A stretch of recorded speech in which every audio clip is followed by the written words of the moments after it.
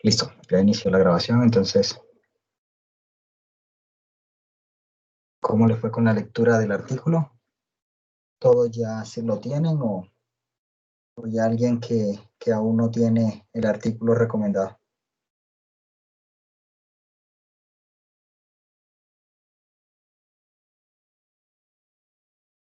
Si alguien no lo tiene, pues me avisa y se lo envío. La idea es que ustedes vayan aprendiendo a buscar esa información, pero si no la tienen, no hay ningún problema, yo se las envío. Bueno, como les había mencionado la clase anterior, entonces, cuando estábamos empezando a hablar acerca de la catálisis heterogénea como tal, ya saliéndonos un poquito de la parte de las leyes de velocidad sin catalizador, ahora vamos a empezar a colocarle el catalizador, ¿ok? Vamos a empezar entonces con la catálisis heterogénea. Recuerden entonces que habíamos ya también hablado acerca de los diferentes tipos de catálisis. En esta circunferencia entonces se está dividiendo en tres partes iguales, donde vamos a tener la catálisis homogénea, catálisis enzimática y catálisis heterogénea. Ya sabemos entonces la diferencia en cada uno de ellos. Cuando tenemos entonces la catálisis enzimática, tenemos básicamente son sistemas biológicos, sin embargo vamos a empezar a tener fronteras. Entonces allí vamos a tener catalizadores, muchas veces se le van a conocer como biomiméticos. Lo mismo vamos a tener cuando estemos trabajando con homogénea y heterogénea, también vamos a tener límites, algunas veces se van a hacer reacciones con líquidos iónicos, como ustedes alcanzamos a ver algo de líquidos iónicos cuando estábamos viendo química verde. En cuanto ya específicamente los catalizadores en cada uno de ellos, entonces si tenemos las enzimáticas, lo que vamos a tener es enzimas como tal, van a ser los catalizadores. La catálisis homogénea vamos a tener entonces diferentes tipos de catálisis, redox, ácido base, e incluso donde vamos a trabajar con algunos compuestos organometálicos, ¿ok? Y cuando estamos trabajando con catálisis heterogénea, entonces vamos a tener catalizadores que van a ser másicos, bulk, o catalizadores otros, ¿ok? Vamos a centrarnos un poco en esta parte de catálisis heterogénea durante estas 2-3 semanas, hasta la semana 8 más o menos, semana 9, vamos a hablar acerca de catálisis heterogénea. La catálisis heterogénea es bastante importante en nuestra sociedad, teniendo en cuenta que la mayoría de las reacciones que se llevan a escala industrial se hacen teniendo en cuenta catálisis heterogénea. Se dice que alrededor de un 80 o un 90% de todos los procesos catalíticos que se llevan a cabo a nivel industrial son procesos heterogéneos. Y luego entonces tenemos la catálisis homogénea y la catálisis enzimática. Hace un par de años hacia acá, la catálisis enzimática, bueno, realmente la biocatálisis en general, está teniendo gran importancia, gran relevancia a nivel industrial, teniendo en cuenta que se puede tener a cabo, digamos que procesos más sostenibles, trabajando con biomateriales, con biomasa. Ok, teniendo en cuenta eso, entonces vamos a hacer una caracterización vamos a ver un panorama desde 3 puntos de vista. Vamos a ver un panorama bastante alejado de la escala molecular, es decir, que lo vamos a ver a diferentes tamaños. Aquí entonces en la primera fase, tenemos aquí el reactor, que dice aquí reactor el que estoy señalando. Esa es, digamos, esta es una primera vista, por ejemplo, a escala macroscópica. Pues lo que básicamente vamos a tener es un reactor. Este reactor que le estoy mostrando es un reactor continuo. Entra los productos, los reactivos, aquí representados con la letra R. Luego va a haber una interacción con el catalizador. El catalizador va a estar en escala de milímetros, por ejemplo. Eso es dependiendo del tipo de catalizador, pero por lo general en la industria se tienen monolitos en general, o tenemos extruidos. Aquí tenemos entonces catalizador conformado en forma de esfera. Entonces entran los reactivos, interactúan con el catalizador bajo ciertas condiciones de temperatura, presión controlada, así como el flujo de entrada de los reactivos, y va a llegar entonces un punto en el que va a salir los productos representados acá con la letra P. Mire que los reactivos entonces también se indican con una flecha negra y los productos salen con una flecha de color naranja. ¿Ok? Entonces aquí lo que se tiene es que para que no salga el catalizador, entonces se le coloca una frita para, digamos, impedir de manera física que pase el catalizador. Sin embargo, es permeable a los reactivos y a los productos. ¿Ok? Aquí entonces al tener este reactor continuo, lo que tenemos es que los reactivos, se puede decir que los reactivos no se mezclan con los productos porque entra reactivo y salen productos. ¿Ok? Bueno, esto es de una escala macroscópica, una escala a nivel industrial, por ejemplo, o muchas veces a escala laboratorio hacemos este tipo de reacciones. Pero vamos entonces a acercarnos un poco más, vamos a hacer un zoom, por ejemplo, en la partícula, en uno de esos catalizadores, el conformado del catalizador, es la esfera que se encuentra ahora acá al lado derecho, indicando con el número 2. Entonces allí lo que vamos a observar es que a escala macroscópica lo que observo es que el reactor interactúa, pero aparentemente pasa es por fuera del catalizador. Ya cuando nos acercamos más al catalizador lo que estamos observando es que los reactivos entran a los poros del catalizador, es decir, que esta esfera de catalizador, ese conformado, tiene una serie de huequitos o agujeritos que le vamos a conocer como poros. Más adelante les voy a explicar bien los diferentes tamaños de poro. Sin embargo, por ahora lo que vamos a decir es que tiene diferentes poros y entonces dentro de esos poros entran los reactivos y salen productos. ¿Ok? Puede salir reactivo, también pueden salir reactivos. Hay la opción de que el reactivo no se encuentre con ningún sitio activo y luego salga. ¿Ok? Ahora nos vamos a acercar un poco más, que es la fase 3. Nos vamos a hacer un zoom a una de la parte específica de ese catalizador y vamos a hacer un zoom. Vamos a encontrar entonces la superficie del catalizador, que estaría representada aquí entonces con esta tablita. Podemos mirar que es como especie de una tablita aquí, es una representación gráfica simplemente. Y sobre esa tablita entonces vamos a tener un cubito de color amarillo, más o menos. Entonces lo que se está observando es que en la superficie de ese catalizador tenemos entonces un sitio activo o sitio catalítico. Todo es el catalizador, sino que empezamos a darle ahora nombre a las partes. Tenemos la superficie del catalizador, sobre esa superficie entonces vamos a tener un sitio catalítico o un centro activo. Sobre ese sitio activo va a llevar entonces el reactivo, va a interactuar con ese sitio y va a salir el producto. ¿Ok? Esto lo hago con la intención de ir, ahorita lo voy a unir con lo que veníamos hablando de la clase. ¿Ok? Entonces lo que estamos observando es yendo a diferentes escalas. Entonces, escala macroscópica, aquí vamos a tener una escala, por ejemplo, vamos a tener una escala de milímetros, escala de micrómetros, y acá pues ya estamos en la escala molecular. ¿Ok? Entonces, es importante tener en cuenta que en catálisis nosotros tenemos que estar pendiente de los diferentes niveles o las escalas a las cuales estamos trabajando. ¿Ok? Bien.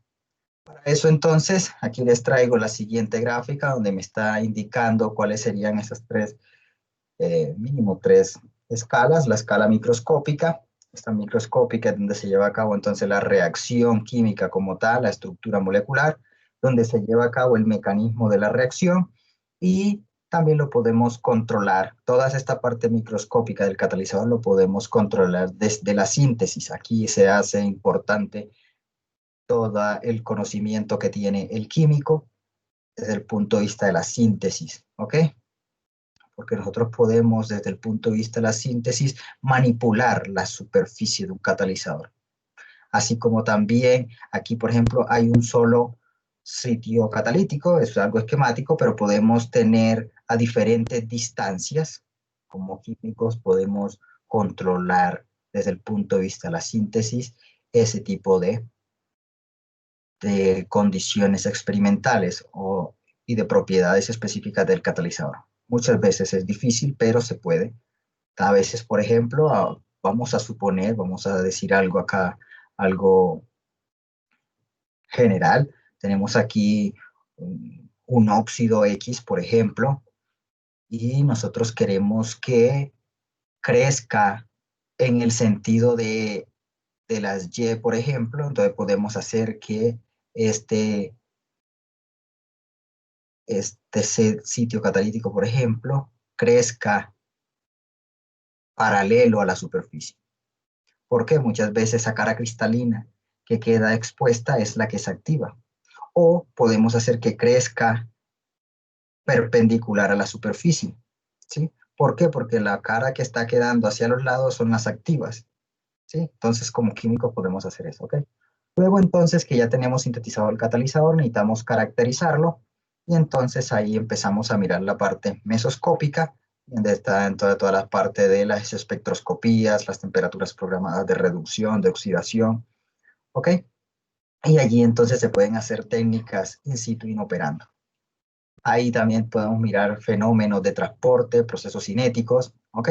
Y luego ya tenemos la escala macroscópica, que es la que le venía contando a ustedes de cómo es la forma, si es esférica, si es cilíndrica, ¿ok? Y esa escala ya macroscópica que podemos nosotros percibir de una manera. Vamos a hacerlo un poco más ahora, más específico. Entonces, miren acá que tengo un reactor como tal. Acá tengo el reactor. Eh, Aquí dice que estamos a la escala macroscópica. Miren la escala es de 1 metro. Mire que de aquí a acá es 1 metro, es decir, que este reactor puede tener 3 metros aproximadamente y 1 metro, 1,5 metros de ancho. Dentro de ese reactor entonces vamos a tener la cama del catalizador, un catalizador como tal suspendido. Vamos a mirar que el catalizador en este caso está en forma de cilindros, como bastoncillos. Mire la escala, aquí serían 10 milímetros. Aproximadamente cada uno de estos estaría alrededor de la mitad de 5 milímetros. Decir que eso ya lo podemos ver, ¿no? Y el grosor es como de 2, de 3 milímetros. Luego vamos a hacer un zoom aún más grande. Entonces, para darle el efecto dramático. Entonces, por ejemplo, aquí le vamos a hacer, nos miramos acá y observamos esta parte. ¿Ok? Ahora le vamos a hacer un zoom a esta parte. Entonces vamos a irnos aquí. Entonces vamos a una partecita acá y hacemos el zoom. Y lo que estamos observando entonces cómo estarían distribuidos o dispersos. Vamos también a definir esas dos palabras más adelante. Entonces aquí lo que estamos observando que esos puntitos negros son el centro activo. ¿Ok? Es decir, ahí donde se va a llevar a cabo la absorción y la reacción catalítica. Ahora vamos a hacer entonces un zoom sobre una partecita de esa negra que sería entonces el el centro activo. Vamos a ver cómo sería ese centro activo. Entonces lo que vamos a hacer ahora es hacer un zoom en esta partecita y lo que estamos observando entonces son planos cristalográficos. ¿Ok? Entonces, para mirar un poco ahora las diferentes escalas, mire que todo lo que yo estoy haciendo en la escala microscópica se va reflejado luego a la escala macroscópica.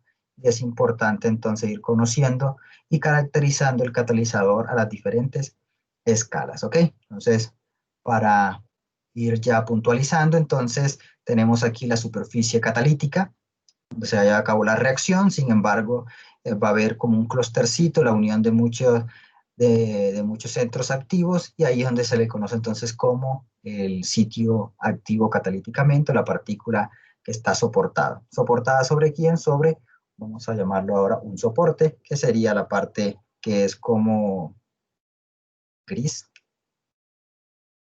Yo soy muy malo con los colores. La parte que no es negra. Luego entonces vamos a tener ya un poco más macroscópico la forma del catalizador y luego ya dentro del reactor. ¿Ok? Entonces ya estamos viendo las tres escalas, por ejemplo, en las cuales tenemos que tener en cuenta al momento de trabajar con catálisis heterogénea. Especialmente cuando nosotros vamos a diseñar el catalizador como tal. ¿Ok? Tenemos que tener en cuenta la parte la escala microscópica, la mesoscópica y la macroscópica, ¿ok? Bueno, vamos entonces, ahora, ¿cómo se va a llevar a cabo esa reacción? Entonces, es importante tener en cuenta que cuando tenemos nuestro reactor, veníamos trabajando con un reactor que tenía esta forma, un reactor continuo.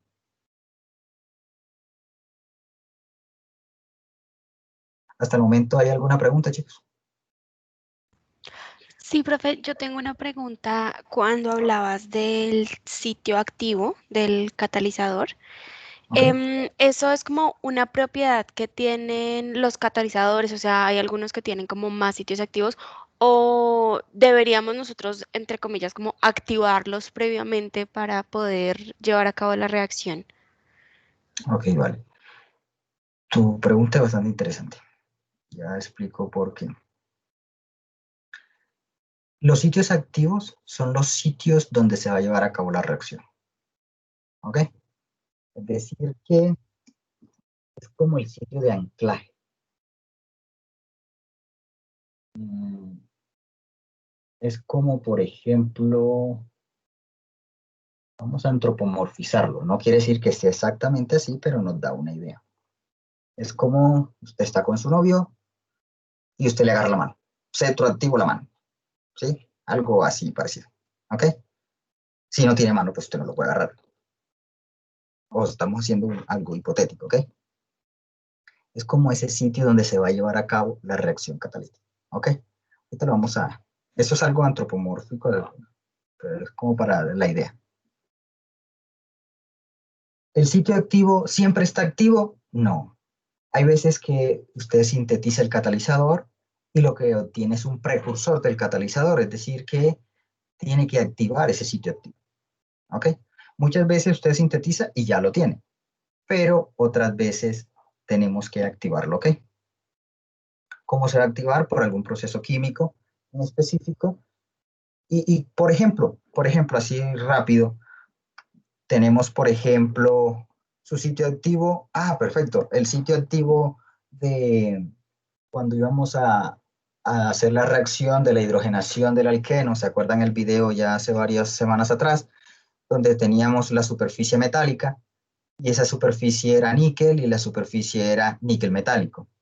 Cuando vas a sintetizar el catalizador, tienes un precursor para sintetizar el catalizador. ¿Qué es el precursor? El reactivo del cual tú partes para obtener el catalizador. Entonces, por lo general, tú partes de una sal de níquel, por ejemplo, un nitrato, un mineral, un acetonato de níquel, ¿sí? O sea, una sal en particular. Entonces, vienes y para obtener tu catalizador, tú lo que necesitas es la parte metálica, pero quieres retirarle el contraión, ya sea el acetato, sea un nitrato. Entonces, para quitarle ese contraión, una de las técnicas que se utiliza es calcinarlo. Accionar en presencia de una atmósfera de oxígeno con la intención de luego retirar toda esa parte de la materia orgánica o la parte del nitrato y obtener entonces, obtienes un óxido de níquel. El óxido de níquel es tu catalizador, es la fase activa. No, sabes que la fase activa va a ser el níquel metálico. Entonces, hasta llegaste hasta un precursor de tu catalizador, tienes el catalizador oxídico, por, digámoslo así, porque tiene óxido. ¿Ok? Como tú quieres llevar la reacción para la hidrogenación, tienes que activar ese níquel. Entonces, como tienes ese óxido de níquel, entonces tienes una reacción donde tienes, por ejemplo, vamos a decir que tienes níquel con un estado de oxidación +2, necesitamos llevarlo a níquel con estado de oxidación 0, es decir, el estado de oxidación es el níquel metálico, ¿sí? ¿Cómo lo vamos a llevar de aquí a acá? Entonces aquí podemos hacer una reducción, bueno, de diferentes reacciones para llevar la reducción. Una, por ejemplo, es hacerlo reaccionar con hidrógeno con la intención entonces de luego tener agua, ¿no? Tienes el níquel metálico y agua. Como esta reacción se hace a temperatura pues empieza a reducir alrededor de los 300 grados, por ejemplo, el agua sale en fase gaseosa, entonces lo retiras y lo que vas a obtener luego es níquel metálico. Entonces, tu sitio activo es el níquel metálico, pero partiste del óxido de níquel. Pero recuerda que este óxido de níquel lo obtuviste a partir de la sal, calcinando la sal de níquel, ¿sí? Entonces, tuviste que activar tu catalizador, es decir, obtener el sitio activo adecuado para que se lleve a cabo la reacción. Y luego ya cuando tienes níquel metálico, pues ahí sí haces como tal la reacción. ¿Quedó contestada tu pregunta? Sí, profe, gracias. Ok. Profe, una pregunta. Profe, yo Señora, tengo otra. vale, cuénteme. Lo que pasa es que en la lectura decía algo sobre una base intrínseca, que es, o sea, pues lo que yo entendí era que servía más o menos para apagar sitios activos no deseados. Y ya que usted está hablando de eso, no sé si lo entendí mal o si es así. La verdad, hasta donde yo le dije que leyeran, no decía eso. No sé si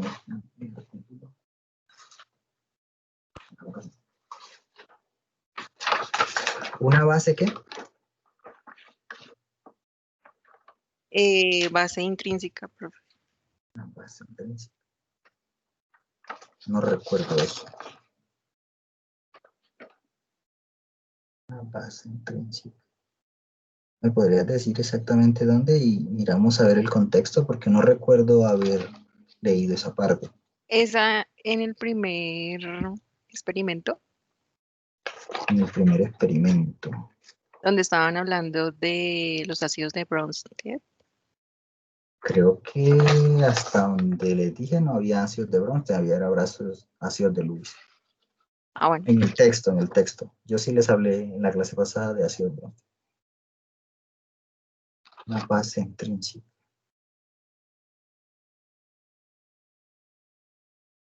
Será en la parte donde dice la quimisorción y la cinética de reacción, tal vez por allí.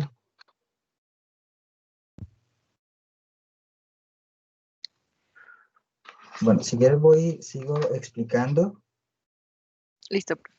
y Profe, yo tengo otra pregunta. sí, vale, y mientras tanto, Es que no sé si me quedo. miro después y te contesto bien porque no recuerdo que el texto exacto donde dice eso. Cuéntame. Profe, es que no sé si el centro activo es lo mismo que el sitio activo. ¿Son lo mismo? Como si de acuerdo. Perdóname, ¿me puedes hacer la pregunta otra vez? Es que ahorita estábamos hablando del centro activo y luego pues hablamos del sitio activo, pero Ok, entonces no sí, sé eso si mismo. estamos hablando de lo mismo. Ah, Sí, eso listo, mismo. gracias, profe. Me voy a devolver un poco, mírelo acá. La parte donde se lleva a cabo como tal la reacción, ¿vale? Ese sería el sitio activo, sitio catalítico. ¿Ok? Ah, listo, gracias, profe. Bien.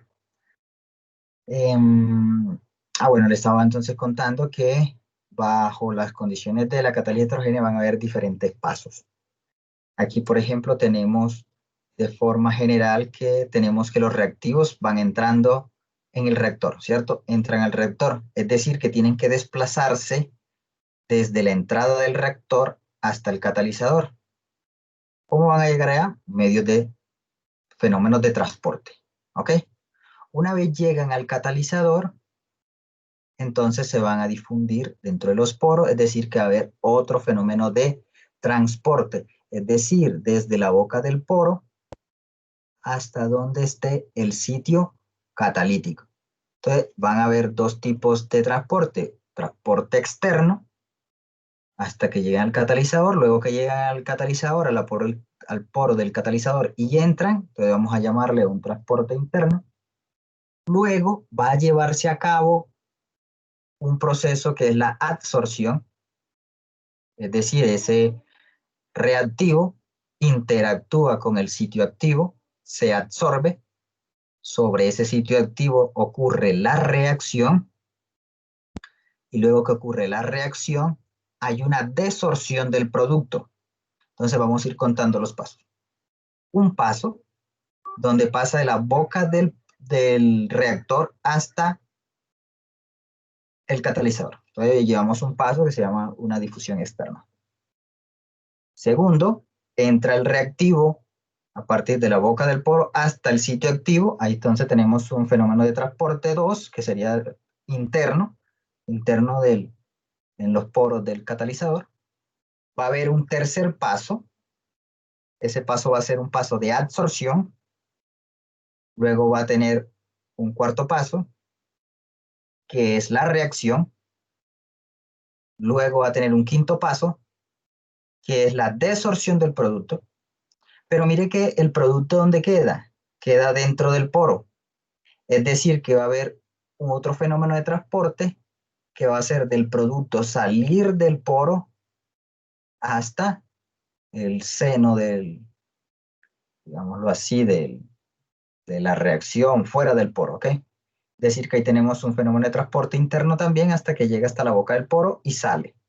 Luego que sale, mírenlo acá, tiene que entonces desplazarse de donde está la cama del catalizador, el lecho catalítico, pasa y sale del reactor. Es decir, que tenemos entonces un séptimo paso, que sería entonces la difusión externa. ¿Ok?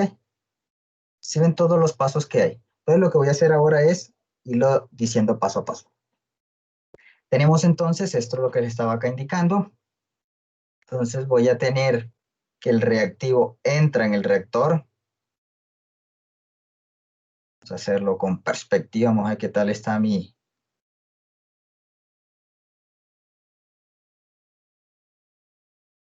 talante para ese dibujo. Eso quedó elegante, ¿verdad? Ahí llega. Entra el reactivo. Ese reactivo entonces lo estoy indicando acá como A y B. Entra A y B. ¿Dónde? Entra el poro del catalizador. Entonces vamos a tener acá que entra los reactivos A y B. Proceso de transporte. En este caso es una difusión externa. Luego pasa y entra. Cuando entra el poro como tal, mira, entra A dentro del reactor. ¿Ok?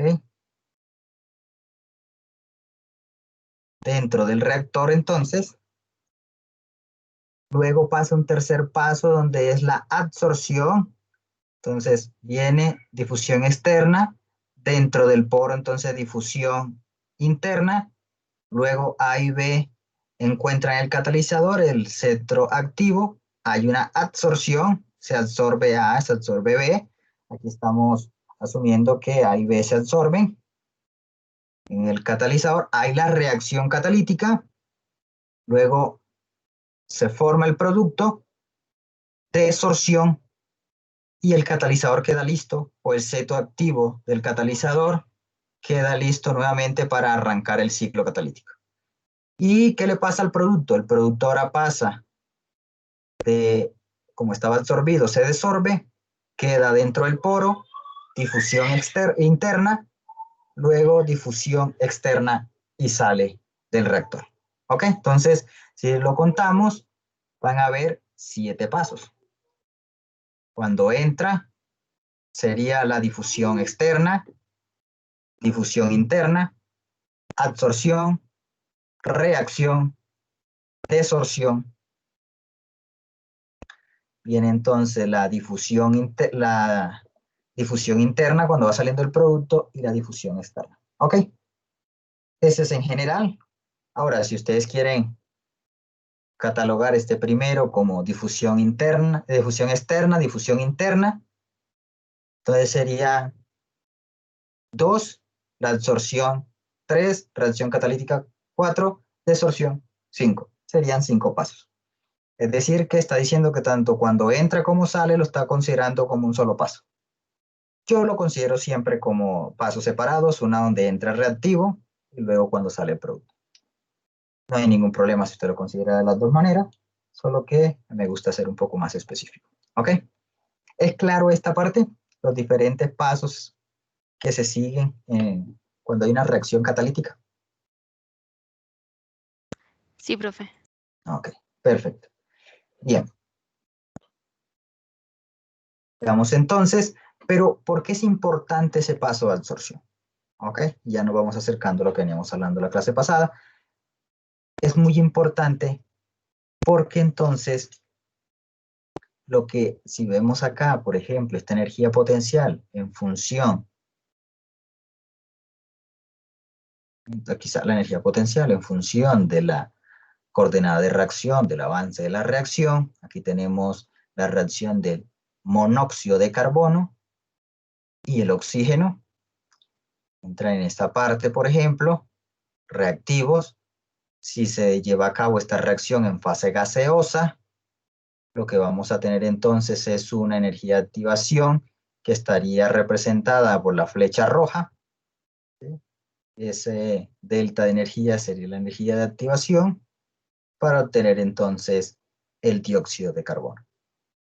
Pero si en lugar de eso le vamos ahora a colocar un catalizador, en este caso tenemos es el monóxido de carbono que está en estado gaseoso, más el oxígeno que está en estado gaseoso, procedemos a reaccionar entonces para formar dióxido de carbono en estado gaseoso, tiene una energía de activación que sería aquí representada por la flecha roja.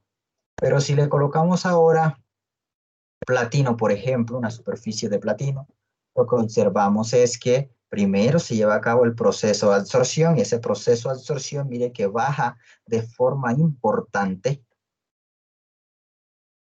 la energía de activación. Es decir, que el introducir un catalizador está cambiando el mecanismo o las diferentes etapas sucesivas que se llevan a cabo para obtener entonces el dióxido de carbono. Ok, mire que entonces estoy incluyendo diferentes etapas, una etapa de absorción y oh sorpresa, mire aquí que podemos mirar a ver la absorción, estamos en los productos y llegamos acá a un intermediario, es decir, perdón, aquí tenemos los reactivos, llegamos a un intermediario que sería entonces el platino con las moléculas de oxígeno y de dióxido de carbono absorbido. La vez pasada creo que era el señor Moreno, me estaba preguntando, profe, ¿yo puedo considerar cada una de las etapas? Y yo le decía, bueno, vamos a esperar, por ahora no las vamos a considerar, cada una de esas etapas si eran exotérmicas o no. Ahora ya vamos a empezar a mirar esos procesos intermedios. Entonces, mire que estamos pasando de una energía potencial mayor cuando está en fase gaseosa y disminuye cuando está en fase, bueno, aquí sería absorbido. Esto entonces es un delta de H, podemos considerar un delta de H de absorción y este H de absorción es exotérmico. Es decir, que un proceso de absorción es exotérmico. ¿Ok? Luego voy a pasar de esta parte de absorción a la formación del dióxido de carbono. Entonces aquí ya tendremos entonces el siguiente paso donde se da la reacción catalítica y luego entonces llegamos nuevamente a la energía potencial de los productos. Recuerden entonces que de manera global el delta H de la reacción no se ve afectado. Mire que el delta de H de la reacción es el mismo, pero sufrió diferentes mecanismos, o sea, se fue por diferentes pasos. Es decir, que el delta H de la reacción, si yo lo hago en fase gaseosa sin necesidad de un catalizador, es el mismo que si yo introduzco un catalizador. Al final llego a la misma entalpía de reacción. ¿Y gracias a qué? A que la entalpía de reacción es una función de estado. No importa el camino por el cual yo llegue, sino que las diferentes sumas de lo que esté en medio de las diferentes etapas me va a dar la energía global. ¿Es claro esa parte?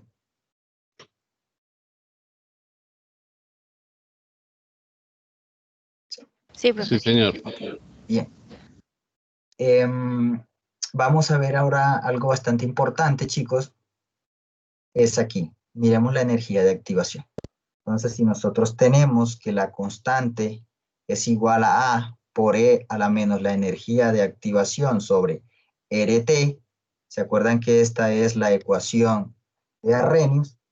Estamos disminuyendo la energía de activación. Este dato se hace más grande, por lo tanto, entonces, la constante de velocidad aumenta.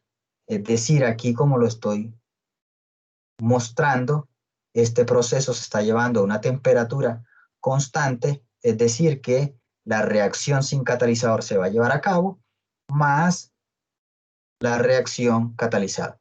Es decir, que yo podría decir que la velocidad de la reacción va a ser igual a la velocidad intrínseca como tal, sin catalizador, más la velocidad de reacción catalizada. ¿Sí? Ahora, que la velocidad de reacción en fase gaseosa sin catalizar sea muy lenta, entonces yo digo que esto va a tender a cero, entonces la velocidad de la reacción va a ser igual a la velocidad de la reacción catalizada. ¿Ok? Esto es bastante interesante, porque muchas veces, bueno, yo le coloqué el catalizador y ¿será que la otra reacción no está funcionando? No, la otra reacción también funciona porque ella se lleva a cabo bajo las mismas condiciones termodinámicas. O sea, la termodinámica no cambia. Es decir, que si la reacción ocurre sin o con catalizador, sí, debe ocurrir. Solo que el catalizador lo está acelerando. ¿Qué está haciendo el catalizador? En primera instancia, aquí de forma visual podemos ver que el catalizador lo que está haciendo es bajando la energía de activación. ¿Ok? Bueno, hay algunas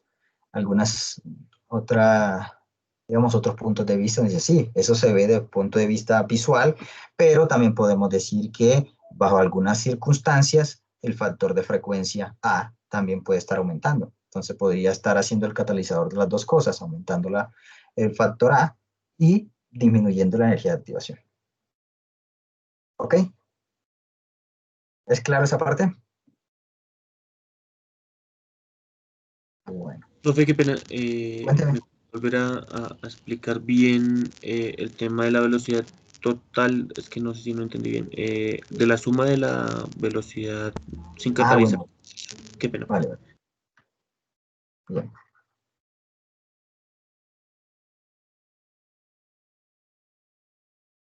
Entonces, la velocidad de la reacción, creo que cambié aquí, vamos a colocarlo con negro. Entonces, la velocidad de la reacción, usted en el reactor tiene, ¿qué tiene? Tiene el monóxido de carbono en fase gaseosa y el oxígeno en fase gaseosa. Es decir que bajo las condiciones de presión y temperatura a la cual usted tiene su reacción, a la cual se va a llevar a cabo, es posible de que la reacción sin catalizar se lleve a cabo. ¿Ok? Es decir que sin catalizador usted va a tener una velocidad de reacción, vamos a colocarle acá sin catalizador, sin cat. Vamos a decir que sin cat es sin catalizador, ¿ok? Más la velocidad de reacción con catalizador. Entonces, con catalizador le vamos a colocar aquí cat. ¿Ok? Entonces, la velocidad total va a ser la suma de la velocidad sin catalizador más la velocidad con catalizador. ¿Hasta ahí es claro? Sí, señor, profe, perfecto. Oh, eso, perfecto. Entonces, ¿qué quiere decir esto? Que entonces la reacción, si esta velocidad sin catalizador es muy lenta, usted la puede eliminar y decir que bajo las condiciones de reacción se va a llevar a cabo la reacción termodinámicamente, pero la velocidad a la cual se va a llevar es muy lento, te va a tender a cero. Entonces vamos a tener que la velocidad total o la velocidad de la reacción va a ser igual a la velocidad con catalizador. ¿Ok? Es básicamente eso. Listo, profe, gracias. Es importante cuando ustedes estén haciendo, no sé si vayan a ver el seminario o incluso en su trabajo de tesis o si están trabajando con catalizadores, que ustedes verifiquen si cuando usted coloca en su catalizador realmente el catalizador está acelerando la reacción. Porque a veces entonces no es que el catalizador está haciendo nada, sino que la reacción sin catalizador está funcionando. Entonces, ¿cómo hacemos experimento? Hacemos el experimento sin incluir el catalizador.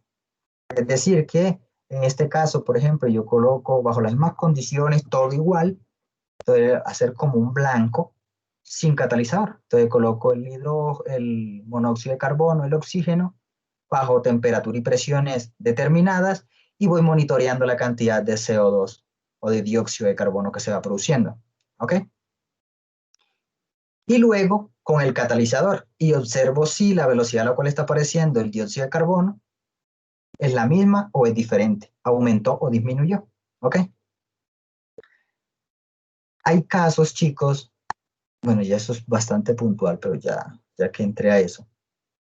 Hay veces que nosotros estamos haciendo esta reacción en función del tiempo, por ejemplo. Bueno, en este caso no tanto, pero cuando estamos trabajando con dióxido de carbono, hay la posibilidad de que este paso sea lento.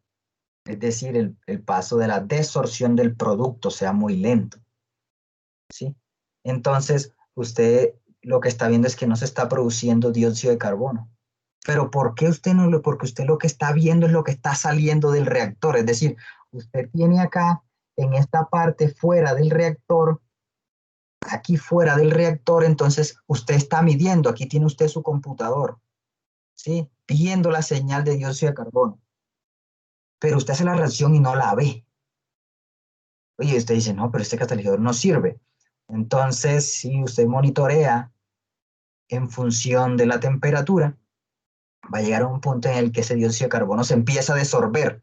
Entonces usted va a ver un pico. Es decir, que usted aquí lo que está viendo es cómo va aumentando el porcentaje de conversión. Va a ver que al principio esto va a ser lento, lento, lento, lento.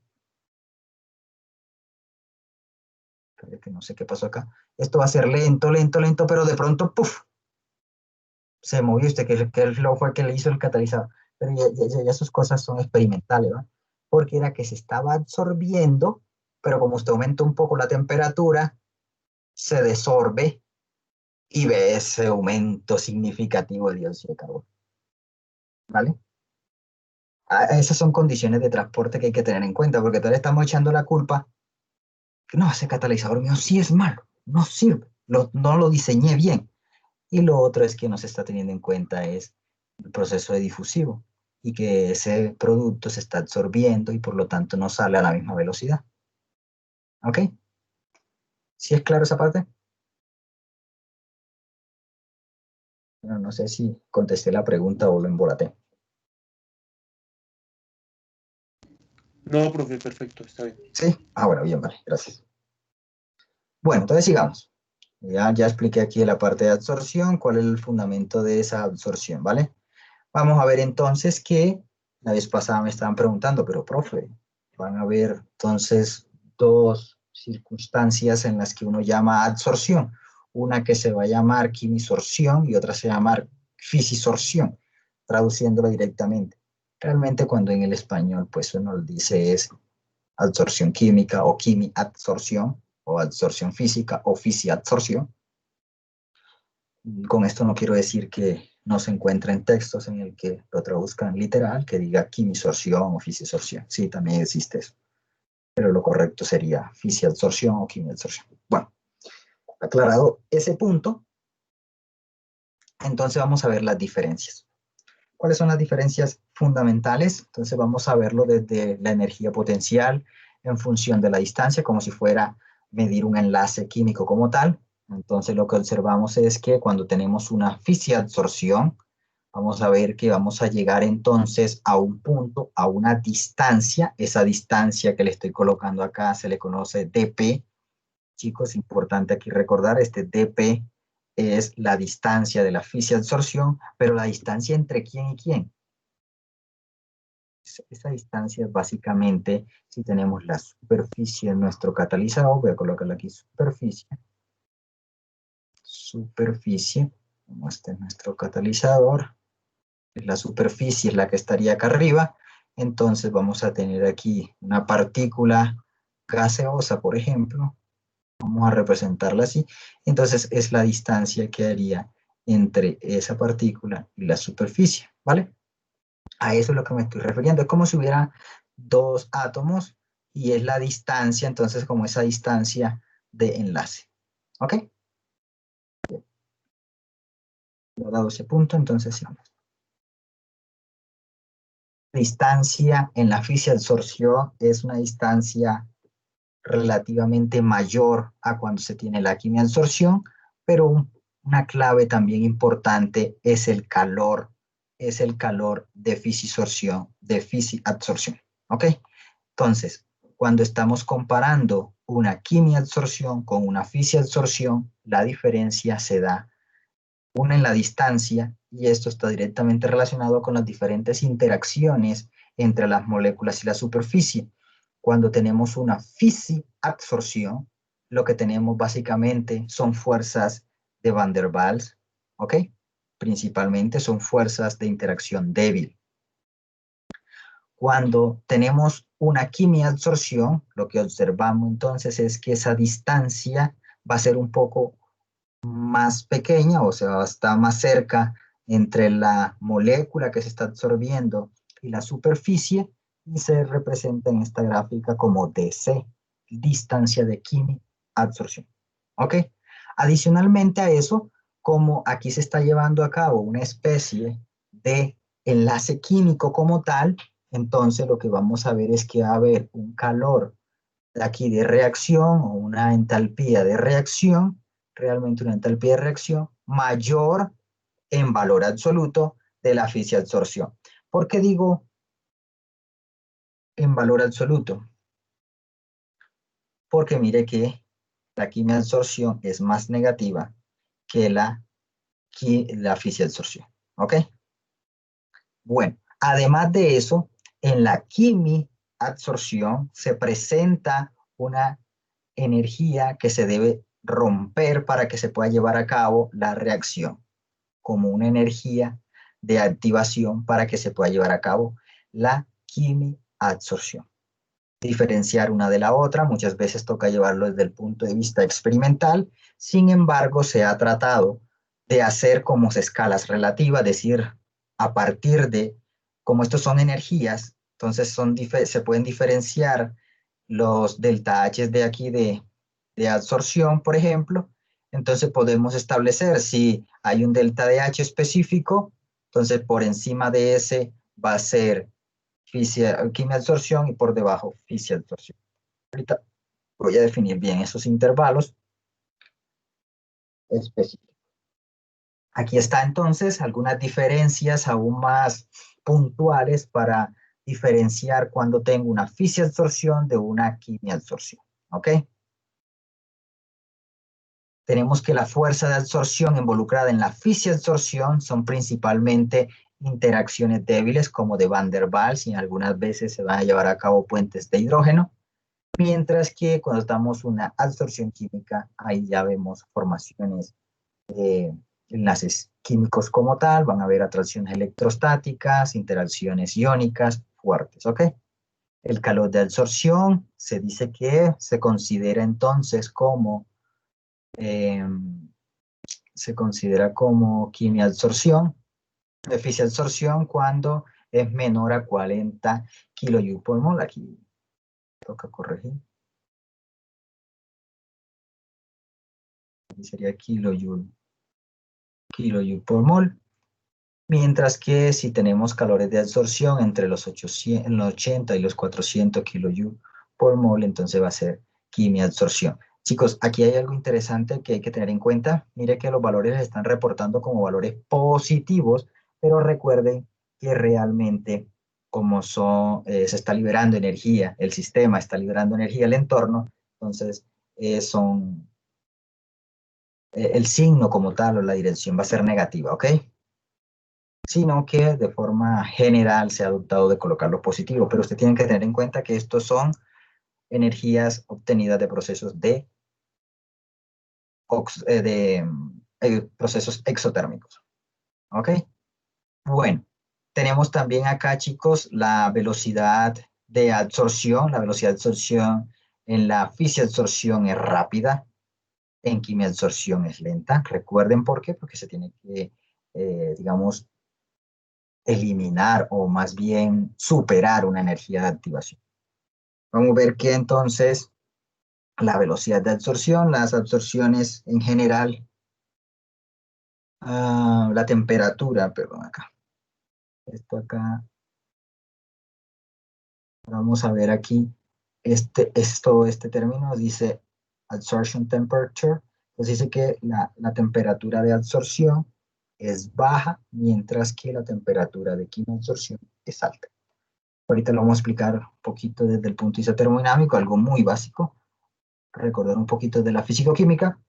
Ahora, procesos de fisiabsorción se llevan a cabo en monocapa o multicapa, mientras que la absorción química se lleva a solamente en monocapa. Vamos a explicar por qué. Mira, acá tenemos nuestra superficie y va a haber interacciones químicas. Va a haber una formación de especie de un enlace químico como tal, teniendo en cuenta entonces los intervalos de la energía de absorción. Son muy cercanos a la delta de H de reacción, por ejemplo. Entonces, considera ahí el enlace químico. Pero entonces él se va a unir a sitios específicos. Bueno, aquí ya empezamos a ver si es específico o no, o lo que se llama acá como selectividad. Es decir, que la quimiabsorción es específica. No todas las moléculas van a quimiabsorberse sobre una superficie, mientras que en la fisiabsorción sí. ¿Por qué? Porque las interacciones son interacciones débiles. Y esas interacciones débiles siempre van a estar presentes. Mientras que vamos a ver interacciones más fuertes cuando estamos viendo la quimiabsorción. Y además de eso, entonces, si tenemos nuestras partículas acá, o nuestras moléculas, ellas se van a unir a sitios específicos y una vez, chicos, una vez que esas moléculas ya han ocupado todos los sitios activos, ellas no van a reaccionar otra que se ponga acá arriba, por ejemplo, para ver una multicapa, ¿no? Simplemente una monocapa porque ya no van a haber sitios donde reaccionar. ¿Ok? Por eso es monocapa. Hacer una sola capita sobre la superficie, mientras que la fisiabsorción. Porque acá arribita, entonces pueden haber, si tenemos la fisiabsorción, más moléculas se pueden unir por interacciones débiles. ¿Ok? Vemos entonces que la absorción, va a haber un proceso de absorción-desorción en la parte de la fisiabsorción, eso va a ser un proceso reversible, mientras que la reacción química, en este caso, pues la absorción química va a ser un proceso irreversible. ¿Ok? ¿Hasta ahí hay alguna pregunta? Profe, ¿tú me podrías volver a explicar el tema de las multicapas y las monocapas? No me quedó muy claro. Vale, esa la vamos a ver en una diapositiva más adelante, ¿vale? Ok, vale. Bien, vale. Voy a explicarles ahorita un poquito por qué estos valores de absorción son negativos. Para que un proceso sea espontáneo, ¿cuánto debe ser el delta de H? Profe, no le escuché por un momento. Vale. Para que un proceso sea espontáneo, ¿cuál debe ser el valor de delta de H? O la direccionalidad. Menor a 0. Debe ser menor a 0. Es decir, que tenemos acá el siguiente, pues la ley de Gibbs. ¿Ok? ¿Qué ley habla de la espontaneidad? ¿Qué ley de la termodinámica habla de la espontaneidad?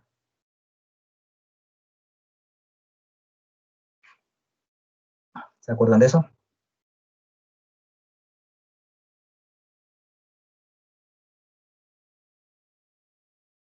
Físico-química. Recordarse. Entropía, profe. La entropía. Esa es la segunda ley de la termodinámica. ¿Ok? Entonces vamos a analizarlo. Se ha observado que estos procesos son espontáneos. El proceso de fisiabsorción, por ejemplo, es espontáneo. Vamos a ver entonces, vamos a analizar el término entrópico y el término entálpico. Perdón, al revés. El término entálpico y el término entrópico. ¿Ok? ¿Cuál va a ser el signo de este término? El término entrópico multiplicado por la temperatura. si lo que tenemos es un gas y ese gas está absorbiendo? Profe, negativo. ¿Va a ser qué? El delta del H. ¿El delta H va a ser negativo? Sí, va a ser negativo. Pero el delta DS, solo delta S, ¿qué va a ser? Pues viendo como lo del artículo, ahí estaba esa reacción, ese esquema y decía que negativo. Dice que reduce el grado de libertad de la molécula. Esa parte sí no lo entendí. Ok, vale. Vamos a recordar un poquito la segunda ley de la termodinámica. La segunda ley de la termodinámica se define como la entropía, que es igual entonces a K por el logaritmo natural de omega. ¿Se acuerdan de esta definición? ¿O no? Sí, señor. Listo, entonces aquí tenemos la constante de Boltzmann por el logaritmo natural de quién, de los microestados del sistema, ¿cierto? Es decir, que acuérdense que la entropía está definida como la cantidad de microestados energéticos que definen un sistema como tal. Entonces, esos microestados van a depender tanto de la posición como de la energía cinética, ¿ok? De la energía cinética. Entonces, si tenemos un gas, la posición de ese gas, tengo que saber exactamente la posición en la cual va a estar ese gas y además la energía cinética de cada uno de cada partícula de gas. Cuando digo partícula me estoy refiriendo que puede ser átomos o pueden ser moléculas, pueden ser iones. Esta señorita que está aquí, la energía cinética, entonces vamos a tener que va a energía traslacional, energía rotacional y energía, falta una, traslacional, rotacional y vibracional, ¿cierto? Si lo que estoy haciendo es absorbiendo esas moléculas, mire que estoy disminuyendo esos microestados. ¿Por qué? Porque la energía traslacional se puede ir a cero. ¿Por qué? Porque se está uniendo a la superficie. Es decir, que esa energía vibracional está desapareciendo. La rotacional también disminuye. La que quedaría entonces sería vibracional. Entonces estoy disminuyendo considerablemente esos microestados. Por eso dice allí que va a ser negativo, porque está disminuyendo. Y recuerden que los microestados empiezan a disminuir si estamos en gases, es mayor que en líquidos y es mayor que en sólido. Aquí podíamos asumirlo como un pseudosólido, más o menos. Bueno, eso no creo que exista esa palabra. Lo que quiero decir es que como está absorbido, vamos a asumirlo en el estado sólido. ¿Ok? Es decir, que está disminuyendo considerablemente. No quiero decir que ahora voy a decir, no, es que el profesor dijo que se volvió sólido. No, está absorbido. ¿Ok? Sí es claro ahora por qué disminuye. Porque este delta de S va a ser negativo. Sí, señor. Sí, excelente. Bien, y si como es negativo y lo estoy multiplicando aquí por una temperatura, por un término que es negativo, entonces todo este término va a ser positivo, ¿cierto? Todo este término va a ser positivo. Por lo tanto, si yo quiero que esto sea espontáneo, delta de H tiene que ser lo suficientemente negativo para que cuando yo haga la suma, el resultado me dé negativo. ¿Ok? Es por eso entonces, chicos, que cuando va a ser esta parte, si este señor es negativo, pero este término de acá completo es positivo, ¿cuándo va a ser el término negativo? Cuando la temperatura sea bien baja. Es decir, que a medida que voy bajando la temperatura, el término T por delta S se va haciendo pequeño, mientras que este señor se va a mantener constante. Pero si yo multiplico acá por temperaturas cada vez más pequeñas, estoy haciendo que se favorezca el signo negativo. Por eso aquí se ve favorecida a temperatura. ¿Es claro esa parte? Sí, profe. Ok, bien. Profe, para mí Pues, No te escucho, ¿me puedes repetir, por favor? que para mí no quedó tan claro, pues si me puedes volver a explicar. Dale. ¿Qué no entiendes específicamente? Lo de la parte de lo último que explicaste, lo de si tú tienes el T delta de S, pues que al o sea, disminuye si tenemos en cuenta la parte que explicaste, lo de las energías, pero después la parte que seguiste explicando no te entendí muy bien, que porque era más bajo respecto a lo último que explicaste. Ok.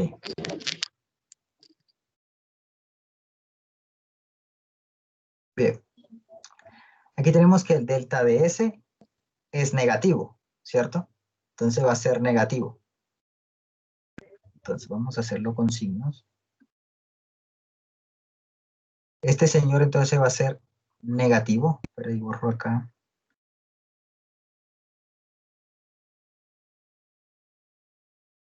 Este señor va a ser negativo. Borremos esta parte. Va a ser negativo menos el término T. T por delta de S. O sea, este término sería aquí por delta de S. Pero delta de S es negativo. Es decir, aquí vamos a tener un por. La temperatura siempre es positiva, que estamos trabajando con escala absoluta. Es decir, que voy a tener aquí positivo por negativo. Entonces, ¿quién es quién?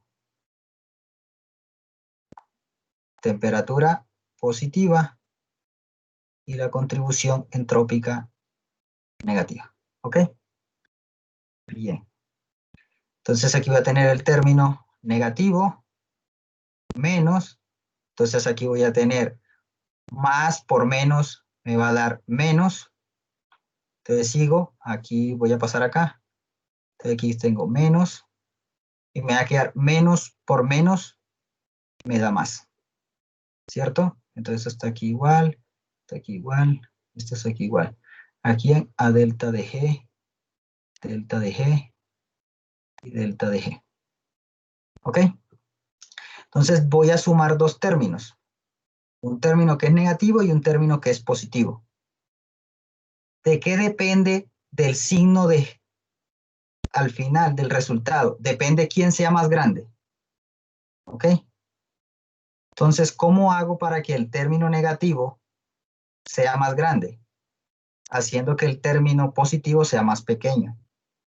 Es decir, que ¿cómo lo hago? Si la temperatura es baja, este término que está aquí, que sería el delta de G, todo este término de acá, sería positivo. ¿Cómo hago que este señor sea pequeño? Multiplicándolo por la temperatura más baja. ¿Por qué? Porque yo lo que estoy pasando es de una fase gas a una fase sólida, digámoslo así. Y ese delta de S es menor a cero, es negativo. Ojo, este delta de S no es del universo, este delta S del sistema. ¿Ok? Del sistema. Cuando estoy pasando de gas a sólido. Por eso ese señor es negativo, por menos me da positivo. Si yo quiero que este término va a ser constante, sea pequeño, entonces lo que hago hacer es disminuir la temperatura.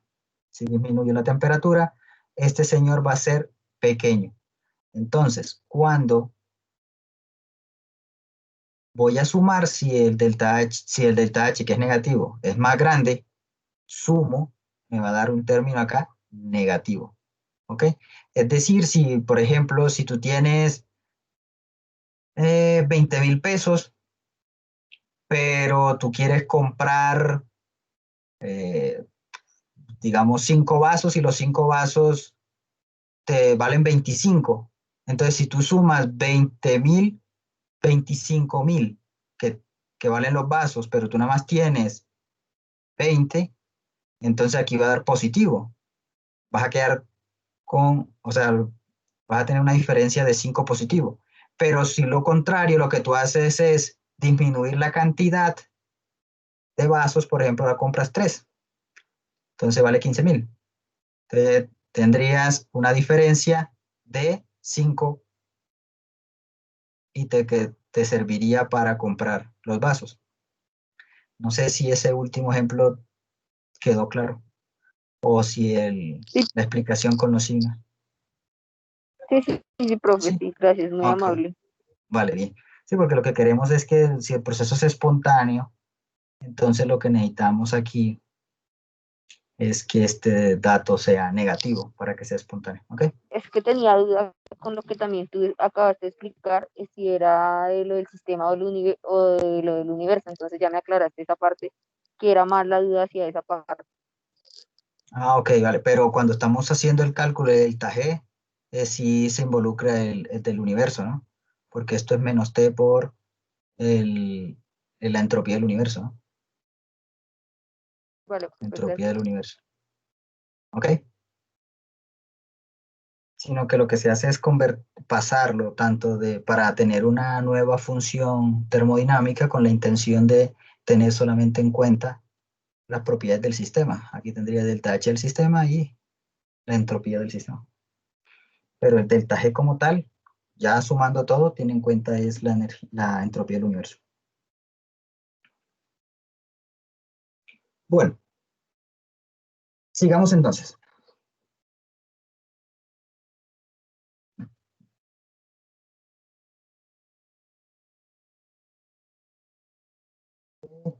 Bueno, algo interesante aquí, chicos, es que les estaba contando que hay veces como que, bueno, dependiendo el texto, dependiendo la reacción que se tenga en cuenta, la molécula que esté obteniendo para que se lleve a cabo la quimiabsorción.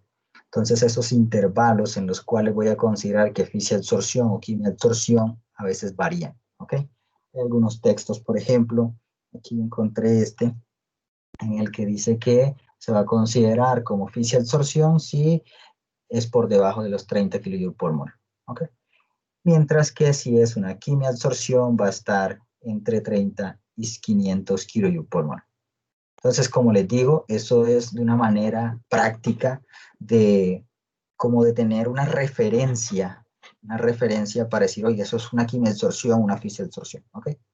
Pero realmente ya si queremos ver como tal la reacción específica, pues toca hacer el cálculo, ¿vale? Algunas ya están reportadas, entonces no hay ningún problema, pero si estamos trabajando con una molécula, digamos una reacción nueva, con un sólido nuevo, necesitamos saber cómo sería, esa, para saber cuál sería la quimiabsorción como tal, entonces se tiene que medir, ¿ok?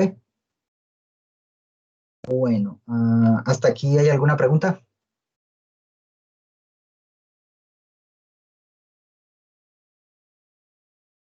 Voy a borrar todo aquí. Bien. Si no hay pregunta, pues entonces, Profe, señora. es que en el artículo daban unos valores, digamos en ese caso con lo que dices Ok. de los kilojoules mol, si es quimiabsorción o fisiabsorción.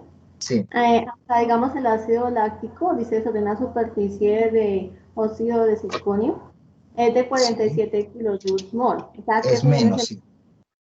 Es menos de kilo por mol. Dale, dale. Entonces sería O sea, considerado como fisiabsorción, quiere decir. no, si es de 47 ya tú ya sería como quimio, ¿sí? O estoy mal. Sería como quimio, sí, señor. Y Quimio no, quimio es otra cosa. Es como quimiabsorción. sí, quimiabsorción, sí. Ok. Y hay otros dos ejemplos. Dice el N-butano sobre grafito Sí. son Ujú. 12 kilojoules por mol y el heptano son 60. Sí, pero depende mucho de quién, del absorbente. Sí, más adelante habla de los absorbentes, sí. Sí, porque uno es si lo hace sobre grafito y el otro lo hace sobre zeolita. Ah, ok. Entonces ya hay cambio porque las interacciones, mira que son interacciones de Van der Waals o interacciones electrostáticas o de una vez la formación de una unión como tal de una reacción química, ¿no? Entonces necesitamos ver, no es la misma reactividad de un carbón, como sería el carbón activado, o el grafito, que con una zeolita. Entonces son diferentes reactividades, ¿vale? Bueno, profe, gracias. Bien, ¿vale? Bueno, sigamos entonces. Aquí vamos a recordar un poco. Chicos, si tienen preguntas, pues háganla, no hay ningún problema. Yo lo digo es porque a veces cuando llegamos a esta parte hay algunos estudiantes que quedan con dudas, porque a lo que vayamos aumentando, entonces ya yo voy a asumir de que ustedes entendieron esto, ¿no? Si ven que es como de análisis y cosas así. Entonces no tengan, o sea, no duden en preguntar. Bueno, a la vez pasada entonces habíamos llegado a este punto donde estábamos mirando entonces cómo era la reacción de deshidratación del ácido láctico para llegar al ácido acrílico. ¿Ok? Entonces es importante tener en cuenta que una cosa es una absorción física y una cosa es la absorción química. Mire que aquí ya dejé claro la diferencia. Ahora, cuando yo llego a este punto, yo puedo con fisiabsorción usarlo como una técnica de caracterización. Yo quiero caracterizar el área superficial. Y la quimiabsorción, chicos, bueno, también la podemos caracterizar también a través de isotermas, pero esta está directamente involucrado en una reacción catalítica. Es decir, que siempre tiene que estar esa etapa de quimiabsorción, de absorción química, para que se lleve a cabo la reacción, ¿vale? En este caso, entonces, vamos a explicarlo de manera rápida porque algunos de ustedes ya leyeron, ¿cierto? Creo que todos ya leyeron este. Entonces, lo que estamos observando acá es, entra el catalizador, sale el catalizador. Mírenlo acá, entra la circonia y sale la circonia. En principio, a esa circonia no le sucede nada. Este es nuestro catalizador y sale el catalizador. ¿Ok? Solamente se está presentando una porción del catalizador. Acá hay una representación un poco más general, una representación esquemática. Entonces lo que tenemos es nuestro catalizador y el catalizador va a interactuar con el ácido láctico. Hay una adsorción, hay una interacción entre el par de electrones que se encuentran libres del oxígeno con un ácido de Lewis. En este caso está representado con el circonio. ¿Alguien me recuerda que es un ácido de Lewis?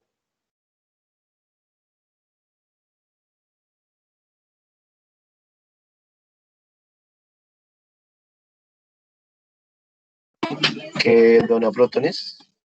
Dona protones, no. La de Lewis no tiene en cuenta los protones. La que tiene en cuenta los protones es la de Bronsted o la de, dependiendo el medio, puede ser la teoría de Arrhenius. Esta es la de los orbitales, ¿cierto, profe? Que tienen orbitales vacíos para aceptar. Para aceptar un par de electrones. Entonces, el ácido de Lewis es ese que acepta ese par de electrones. ¿Ok? Hay una, pues digamos, desde el punto de vista de la historia, cómo se van creando las teorías. A mí me fascina la teoría ácido-base, porque empieza con Arrhenius, luego viene la de Bronsted-Lowry, pero la de Bronsted-Lowry respeta mucho, o más bien define los ácidos de Lewis a partir de sus propios postulados. Y luego viene Arrhenius y define las otras dos y aumenta aún más digamos, la teoría, ¿no? Para explicar más el comportamiento ácido-básico de otros compuestos. Y hay otra que a veces uno no se acuerda, es la teoría de Pearson, de ácidos duros y ácidos duros y ácidos blandos. No sé si esa teoría la conoce. Pero bueno, hasta ahora vamos a ver solo la teoría de Lewis, ¿vale? Entonces, como este señor acepta pares de electrones, ¿quién los está donando? Los está donando entonces el oxígeno y se establece aquí una interacción y se está compartiendo entonces un par de electrones. Aquí estaríamos formando una especie de un enlace químico, ¿ok? Luego que se haya esa etapa de absorción, entonces viene la etapa 1, donde va a haber un estado de transición, donde el oxígeno que está aquí al lado, el oxígeno que está al lado en la circonia, hay una interacción con el hidrógeno y abstrae ese hidrógeno, que ese es el señor cuando se forma este tipo de anillo. Esto es un modelo que se propone para esta reacción, se abstrae y entonces se forma un carbocatión. ¿Ok? Esta es la etapa aquí donde se forma un carbocatión. Mire que vamos a tener acá un estado de transición y este que está acá abajo puede ser un intermediario. Este puede ser un complejo que se forma allí, ojo, complejo entre comillas, entre la molécula que se le quitó el electrón, perdón, que se le hizo se quita el hidrógeno y se forma aquí como un anillo, que luego se libera, queda aquí entonces el carbocatión como tal, y luego ya lo que se hace aquí entonces es la formación del doble enlace, por la liberación entonces de este grupo OH. Entonces este grupo OH se libera y ese par de electrones entra a formar acá el doble enlace. Y ahí entonces tenemos el ácido acrílico, ¿ok? Que ese es uno de nuestros objetivos. Es importante entonces, chicos, que aquí vamos a empezar a recordar con algunos de ustedes y algunos sí definir un término nuevo, porque yo lo que estoy obteniendo de aquí, desde el ácido láctico, lo estoy llevando al ácido acrílico. Mire, estoy siendo específico, quiero un producto en específico. Donde yo quiero ese producto específico se le llama selectividad. ¿Qué tan selectivo es mi catalizador con respecto al producto final que yo quiero? No el que le dé la gana a la reacción, ¿no? Sino al producto que yo quiero. Aquí se está llevando a cabo entonces la selectividad hacia ese producto, ¿ok? Y luego entonces en la etapa 3 y la etapa 4 lo que hace entonces es regenerarse el catalizador para quedar listo y nuevamente arrancar con el ciclo catalítico. ¿Ok? Este es un modelo propuesto para esta reacción.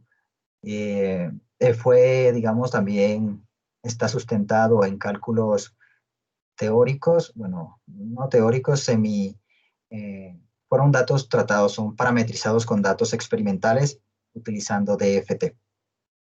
¿Ok? Ahora, cuando uno propone un mecanismo, eso no quiere decir que ese sea el único mecanismo. No, ese mecanismo que yo estoy proponiendo se ajusta muy bien a mis datos, pero puede haber otro mecanismo que también se ajuste a los datos, sino que yo no lo estoy viendo.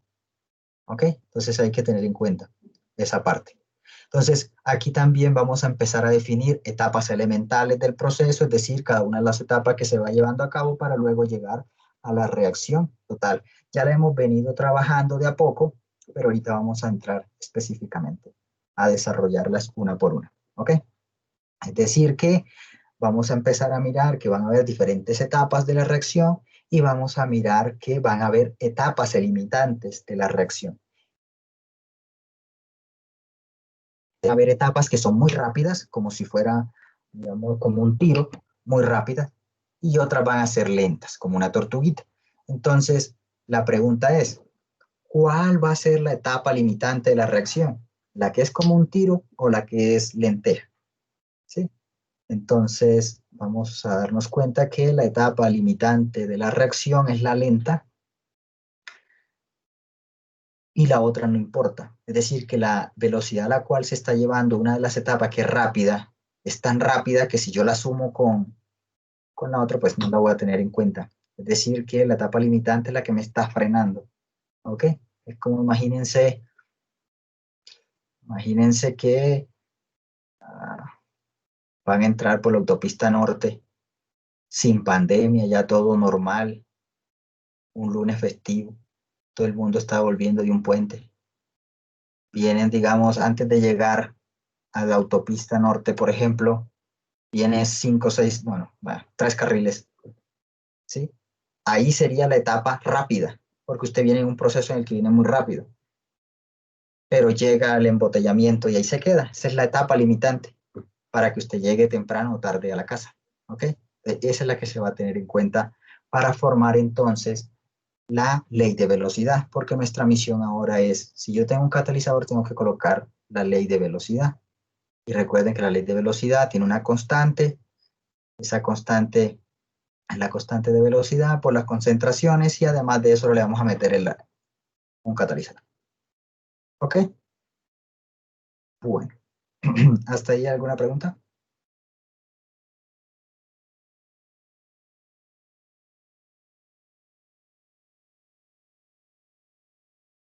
Creo que no hay ninguna pregunta, pero miramos el chat.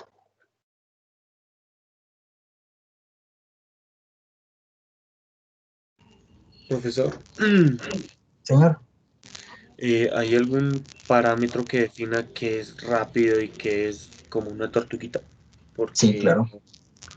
no. Sí. Ah, ok. Bueno. La vez pasada creo que lo había dicho, ya hace buen rato, pero bueno. Y eso nuevamente, ¿no? Va a haber intervalos diferentes. Entonces, por ejemplo, cuando la constante de velocidad es digamos,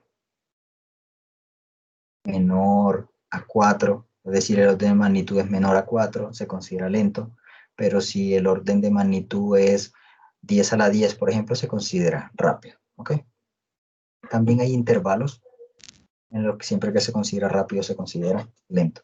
Entonces, hay circunstancias particulares de su reacción. Entonces, se va a considerar, digamos, teniendo en cuenta esos órdenes de magnitud, pero también etapas específicas ya de su reacción, ¿ok? Entonces, muchas veces se tiene que tener en cuenta la reacción como tal.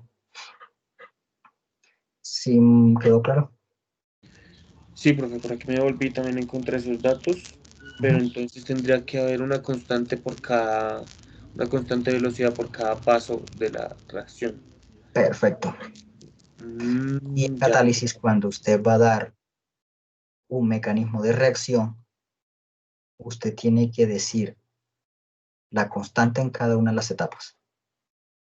O sea, en catálisis, para que se acepte como tal un mecanismo de reacción, entonces tiene que dar las velocidades en cada una de las etapas o la constante en cada una de las etapas. ¿Sí? Porque aquí lo que estoy dando hasta ahora, por ejemplo, son vías de reacción. Ahora, nuevamente, algunas veces van a encontrar también, vea, se propone el mecanismo de reacción y usted va a ver las constantes si no están. Y entonces dice, no, es que la etapa 1 es la limitante de la reacción, pero entonces para que usted quede convencido, usted tiene que mirar, bueno, yo necesito ver las constantes. Ah, sí, está cierto, sí, la constante de velocidad es más baja que la etapa 2, la etapa 3 y la etapa 4, por ejemplo, ¿sí?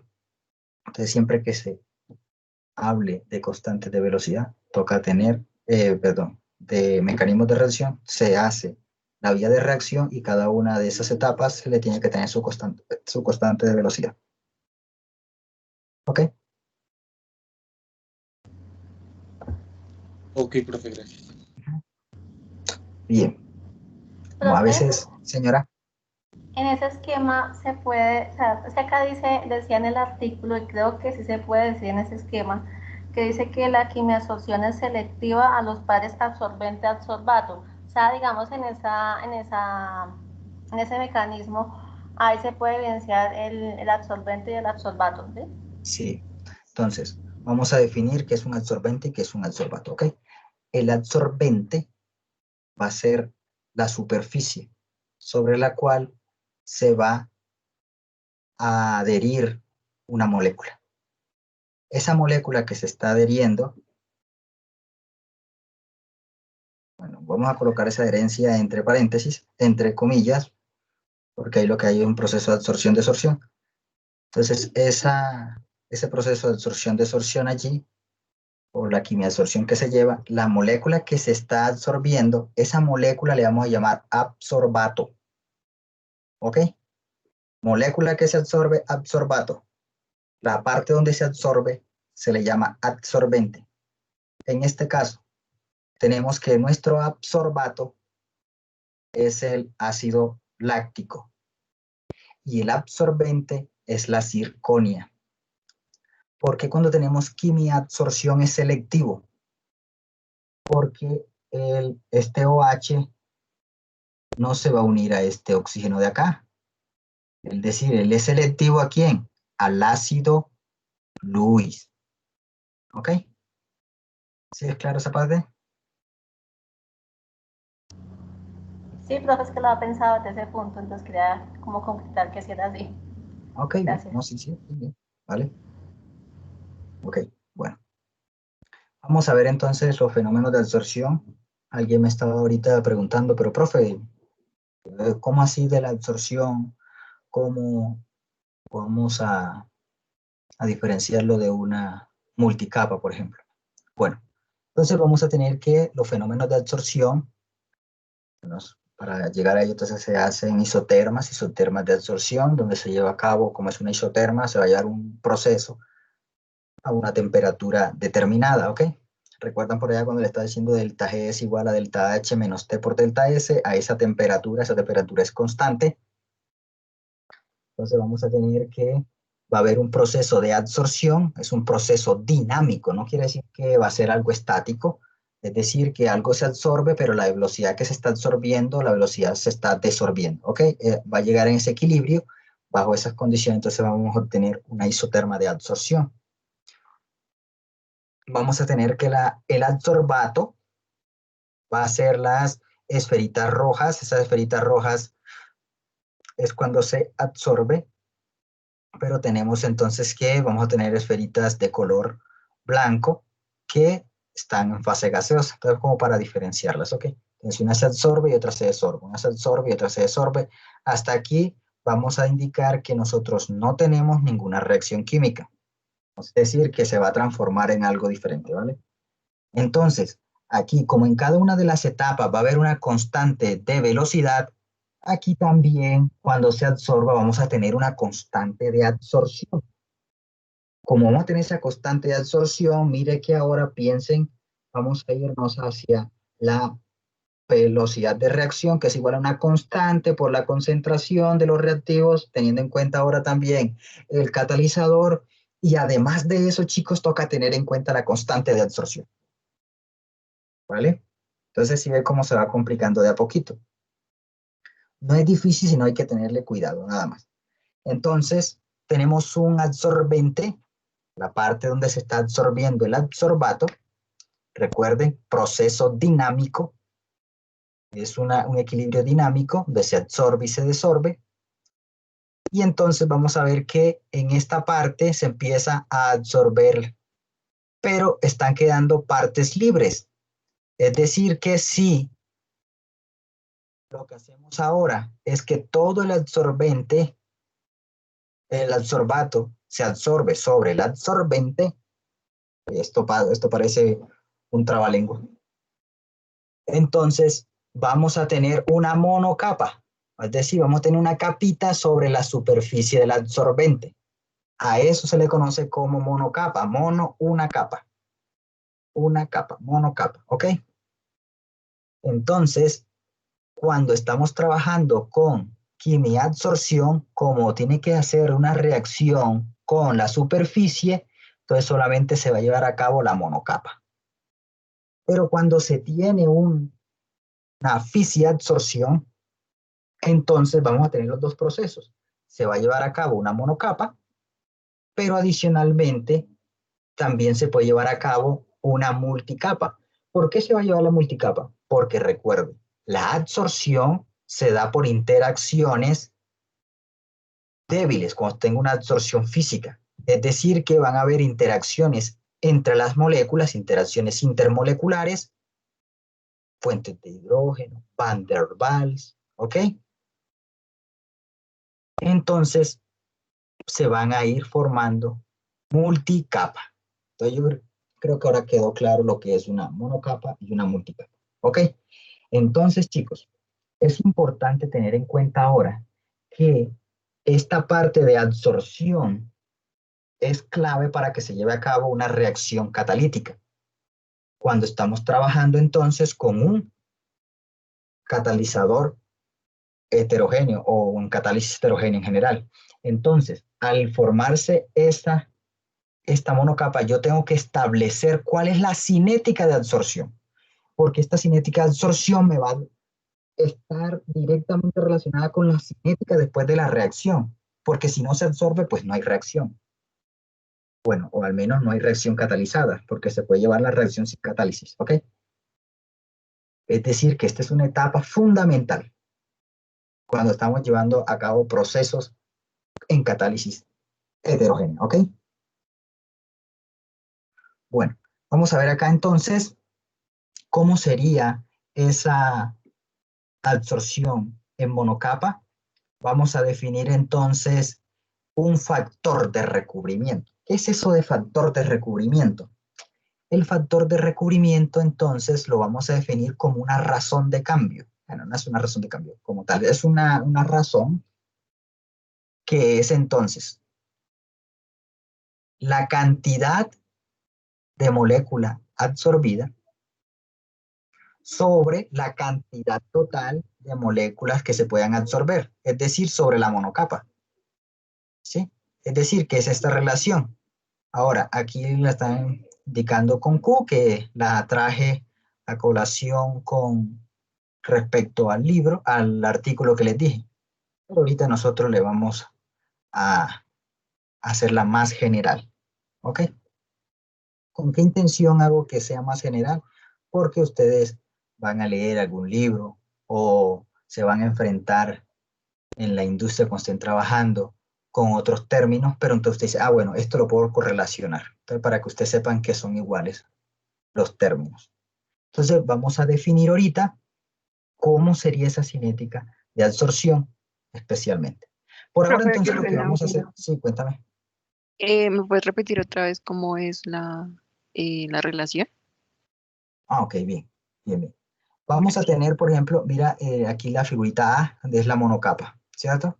Entonces vamos a denominar teta, ese teta, se va a llamar, teta se va a llamar factor de recubrimiento, ¿ok? Bueno, factor de recubrimiento, fracción de recubrimiento. Pero vamos a anotarla porque después se me olvida. Vamos a colocarlo acá. Este teta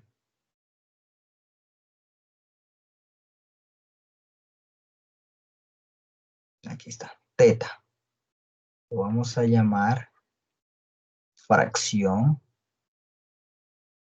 de recubrimiento. ¿Y qué va a depender? De la cantidad que está absorbida sobre el total de sitios que se pueden absorber. Entonces, para hacerlo más específico, la cantidad de sitios que se va a absorber. Si tengo una monocapa, ¿cuánto va a ser el factor de recubrimiento?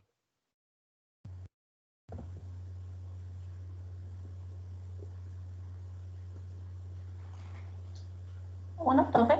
Va a ser 1. Claro, porque como Q es la cantidad de moléculas absorbidas sobre la cantidad total de sitios que se van a absorber, es decir que ya están ocupados. Es decir que Q es igual a Q máxima. Es decir que Q sobre Q es 1. Y ese es el dato que tenemos acá. ¿Sí? Esa es la cantidad que está recubierta. De lo contrario, pues va a haber una fracción determinada, ¿de acuerdo a quién? Va a depender mucho de la temperatura. ¿Pero por qué de la temperatura? Perdón, ¿por qué de la presión? ¿Por qué de la presión? Esto tiene que llevarse a una temperatura constante. ¿Por qué con respecto a la presión? Porque aquí la presión es las moléculas del gas.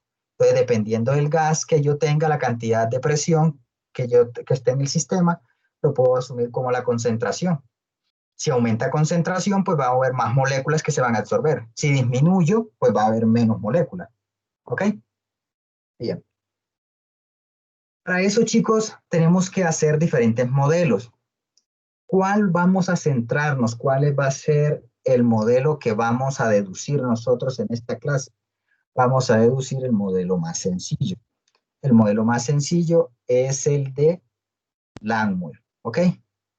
Sin embargo, hay otros modelos que me permiten a mí determinar cuál es el comportamiento de la absorción de una molécula con respecto a su absorbente, y van a ser ya sea el modelo Tenkin o el modelo Freundlich.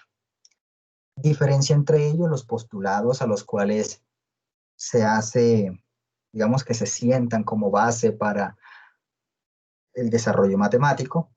Por ejemplo, uno de los postulados, una de las condiciones que hace el señor Langmuir es que la constante el calor de absorción no depende del factor de recubrimiento. ¿Qué quiere decir? Que la absorción de una molécula, el calor de absorción de una molécula, va a ser igual si se absorben todas, ¿sí? Y es decir que si el calor de absorción de esta molécula, no importa si la superficie está libre o si la superficie está llena y solamente está este hueco aquí para absorberse. Entonces dice, eso va a ser igual. ¿Con qué intención hace el señor eso? Para hacer el modelo matemático más sencillo, para desarrollar las ecuaciones de una manera más sencilla. ¿Ok? Por eso aquí yo tengo que el calor de absorción en función, siempre chico que yo diga en contra de, en función de, esa función de va en X, en función del factor de recubrimiento es constante, por eso es una línea recta, no importa cuál sea la fracción de recubrimiento, siempre va a ser constante. Eso no es del todo cierto. A medida que usted va colocando moléculas de adsorbato, se van absorbiendo sobre el absorbente, el calor de absorción se va modificando. ¿Ok? Tenki dijo, eso es cierto, se va modificando, así que Langmuir no es un modelo para representar completamente el fenómeno como tal, pero entonces él dice que va a ser, a medida que aumenta el factor de recubrimiento, ese calor de absorción empieza a disminuir. Eso es uno de los modelos que él aplica y él propone su fórmula.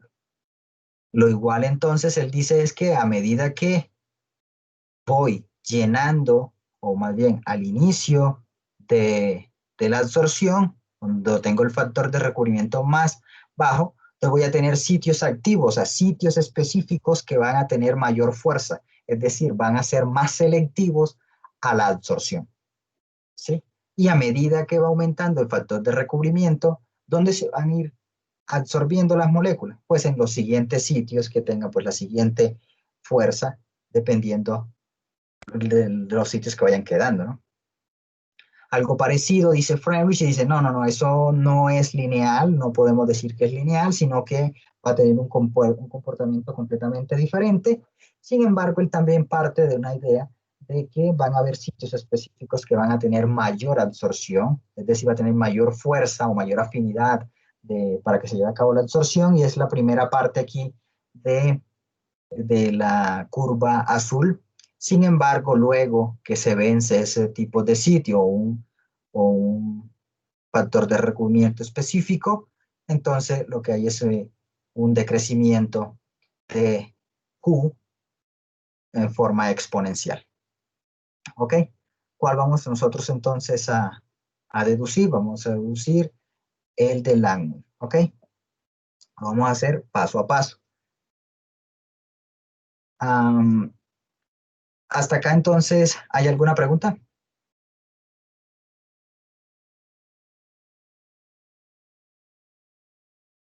¿No? ¿O se desconectaron? No, profe. ¿No? Están como tristes.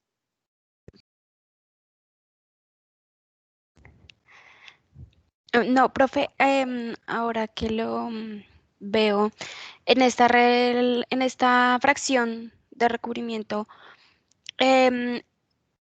tú hablabas de la cantidad que se puede absorber. Esto es relativo a las moléculas, ¿sí? No como a los sitios que haya disponibles, sino a las moléculas que pueden llegar a absorberse. ¿Sí me explico? No, no te entiendo bien. Es que no sé si te entendí mal en algún momento que hablabas de,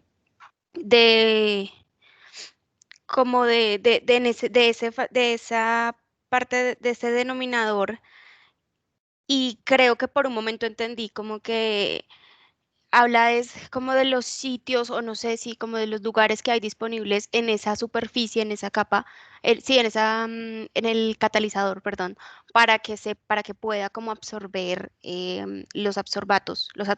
Entonces, sí, no sé si me confundí ahí o a qué se refiere como Ok, vale, ese vale. denominador.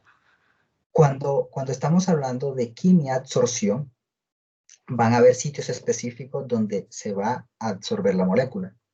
¿Por qué? Porque ella va a hacer una reacción química. Toda la superficie no va a reaccionar. Entonces, lo que explicaba acá, por ejemplo, entonces cuando tengo el ácido láctico, él se va a absorber sobre el sitio ácido de Lewis, no se va a absorber sobre la base, porque mira que aquí hay una interacción de par de electrones del oxígeno, va hacia el sitio ácido de Lewis. Entonces, negativo con negativo no va. Entonces, estos sitios no se van a absorber cuando estamos hablando de quimiabsorción.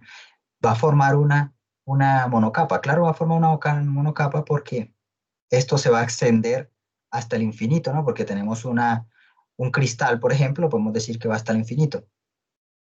Entonces va a haber siempre esa monocapa. Entonces, siempre donde se va a absorber sobre los sitios ácidos de Lewis. ¿Sí? No se va sobre el oxígeno. ¿Ok? Esto cuando estamos en la quimiabsorción. Pero si vamos a tener una fisiabsorción, recuerda que en la fisiabsorción van a haber interacciones mucho más débiles. Por ejemplo, podemos colocar otra molécula, como por ejemplo el nitrógeno. El nitrógeno entonces no va a reaccionar con el oxígeno ni va a reaccionar con el circonio, pero puede establecer interacciones de Van der Waals con ellos. Entonces, sobre la superficie puede que se encuentre mayor cantidad de moléculas de nitrógeno.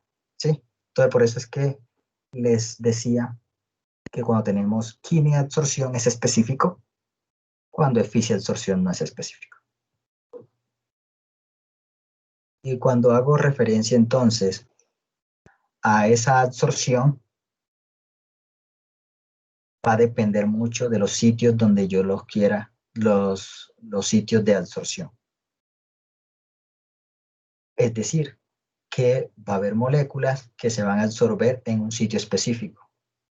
Entonces, digamos, si tenemos un solo gas, es fácil el modelo, porque voy a tener simplemente que una molécula se va a unir en el sitio específico. Pero si hay dos moléculas, entonces puede que existan dos casos. Uno, donde una molécula A y una molécula B. Entonces, la molécula de A se va a poner en un sitio específico para A y B en un sitio específico para B. Entonces, ahí voy a tener la absorción de dos gases, pero en sitios diferentes. Pero, ¿qué sucede ahora si A y B compiten por el mismo sitio? Entonces, vamos a tener una absorción competitiva. ¿Sí me explico? Sí, profe. Entonces, ahí va aumentando la complejidad. O una sola molécula se absorbe en dos sitios, es decir, hay una absorción disociativa. Es decir, que llega una molécula de hidrógeno, por ejemplo, si te acuerdas del video, y ese hidrógeno llegaba y había una disociación. Entonces empezaban dos átomos a unirse en dos sitios específicos. ¿Sí? Entonces ahí vamos complicando el modelo. Vamos a empezar con el modelo más sencillo, ¿vale? Gracias, profe. Vale, ¿todavía queda duda de cómo encontrar ese factor de recubrimiento? Bueno, yo creo que sí. Entonces vamos a hacer algo. ¿Cómo va a ser el factor de recubrimiento? Vamos a hacer lo siguiente. Tienes tu mano. Bueno, esto es voy a antropomorfizar, ¿no? Con la intención de que quede un poco más claro. Esto es simplemente algo pedagógico, ¿no? Es que sea así. Entonces, vamos a ver que tú tienes tu mano. Tu mano está completamente limpia, ¿sí? Ese va a ser tu absorbente, ¿sí? Pero Bueno, eso va a tener una superficie X, ¿ok? Entonces, en tu mano, tú te vas a empezar a hacer tatuajes. Y el tatuaje va a ser como la absorción. Entonces, digamos, te haces un tatuaje sobre la muñeca. Ahora, la cantidad o la área de tu piel o de la muñeca que usaste, que está ahora tatuada, con respecto al área total de tu mano que no está tatuada, ese es el factor de recubrimiento. ¿Sí me expliqué? Sí, O, profe. sí, Sí, eso. profe, sí. Ok. Es como la área superficial que recubre toda la mano. Pues la mano tatuada. La mano tatuada, exactamente. Ahora, cuando te tatuaste toda la mano, entonces la área tatuada con respecto al área que estaba sin tatuar, la original, va a ser 1, ¿no? Porque ya toda la tatuaste. Ahí tienes la monocapa. Ok, profe. Sí, es decir, ese factor, esa fracción va a ser máximo 1. Máximo 1, exactamente. Ok, Exacto, va entre 0, nada está tatuado, hasta 1, toda la mano quedó tatuada. ¿Vale? listo, profe, gracias. Es similar a Bien. la fracción molar. Exactamente, O sea, sí. es el límite máximo que se puede alcanzar. No hay más, Perfecto. no hay, Sí, de no ahí hay para algo allá. mayor a ello. Exactamente, sí, señor. Ok. Sí, bien. Yo creo que dejemos ahí, chicos. La próxima, entonces, deducimos la, la ecuación de Langmuir y seguimos hablando acerca de cinética. Les deseo entonces una feliz noche. No sé si hay alguna pregunta antes de irnos o ya podemos dejar ahí. No por mi parte. Ok.